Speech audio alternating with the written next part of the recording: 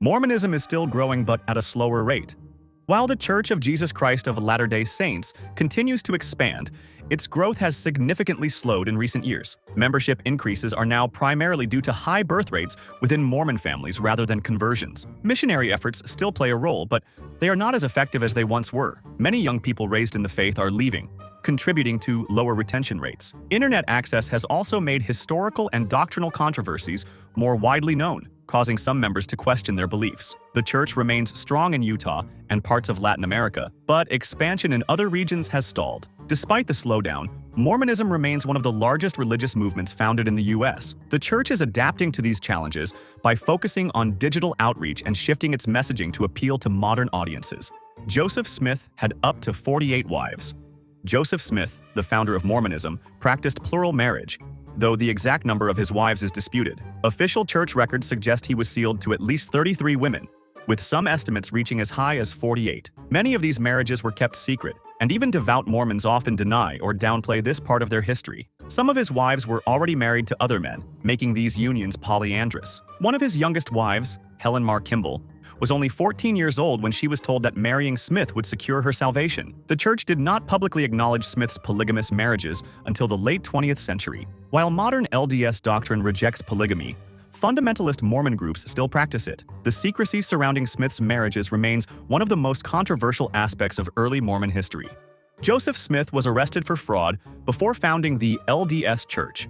Before claiming to translate the Book of Mormon from golden plates, Joseph Smith used seer stones to search for buried treasure. He convinced several people, including Josiah Stowell, that he could locate hidden riches underground. In 1826, he was charged with being a disorderly person in New York due to these fraudulent activities. Court records suggest he admitted to using the stones but claimed they had harmed his eyes, so he stopped using them. Despite this, he later used similar stones to translate the Book of Mormon by placing them in a hat and reading supposed revelations. Many critics argue that his early treasure hunting scams closely resemble his later religious claims. The LDS Church largely avoids discussing this period of Smith's life. His conviction remains a key argument against his credibility as a prophet. Brigham Young had even more wives, at least 55. After Joseph Smith's death, Brigham Young became the leader of the LDS Church and expanded the practice of polygamy. He was legally married to one woman before joining Mormonism, but went on to be sealed to at least 54 others. Some of his wives were as young as 15 years old when he married them. Young strongly defended polygamy, arguing that it was a divine commandment essential for salvation. He also believed that men who rejected the practice would face eternal consequences. Under his leadership, Utah became the stronghold of Mormon polygamy, leading to clashes with the U.S. government. The LDS Church officially abandoned the practice in 1890, but fundamentalist groups continue it to this day. Despite his controversial views, Brigham Young remains one of the most revered figures in Mormon history. The Book of Mormon claims God cursed people of color.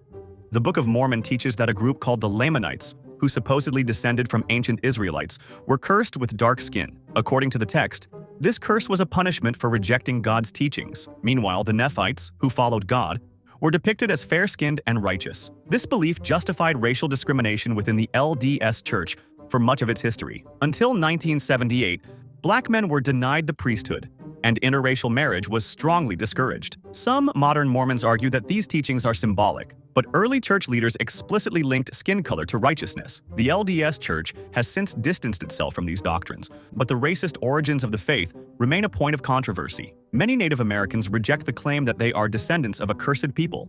The Mormons went to war with the U.S.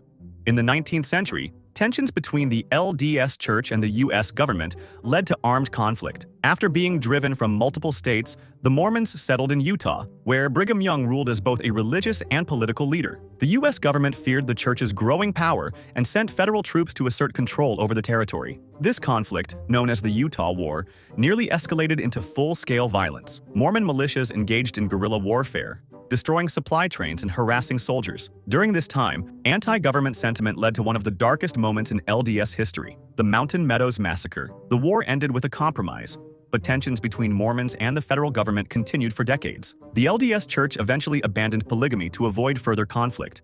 Brigham Young oversaw the Meadows Massacre.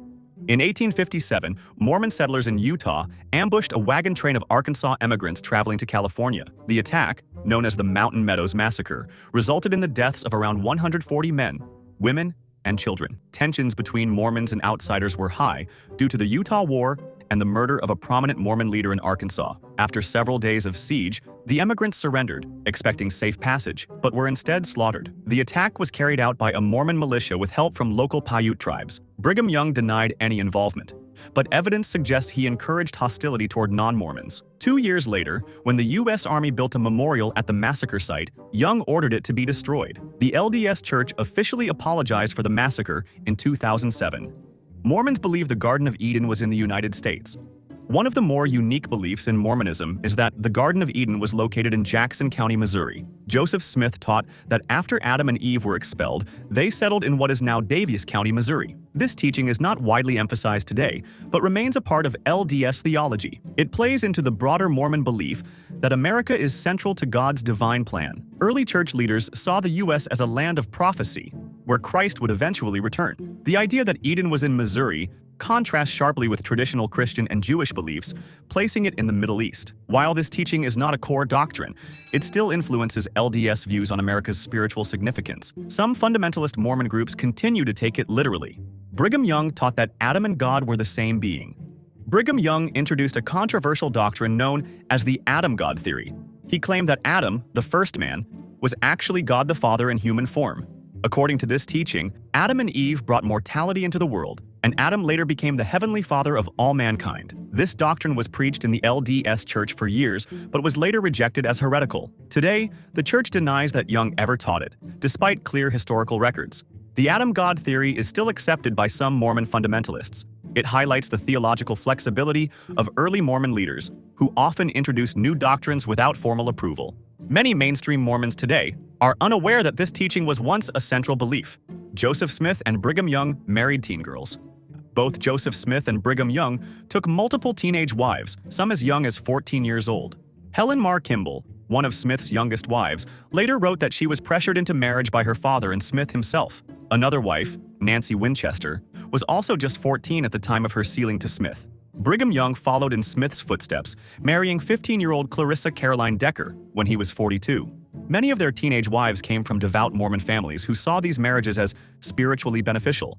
The LDS Church now distances itself from these practices, but historical records confirm that child brides were common in early Mormonism. Modern Mormon apologists argue that these marriages were not consummated, but there is little evidence to support that claim. Polygamy remains a sensitive topic in LDS history. If you liked this video, you won't want to miss our next one, Top 10 Types of Demons in Hell. From ancient myths to religious texts, we'll explore the most feared entities said to torment souls in the afterlife. Subscribe and turn on notifications so you don't miss this deep dive into the underworld.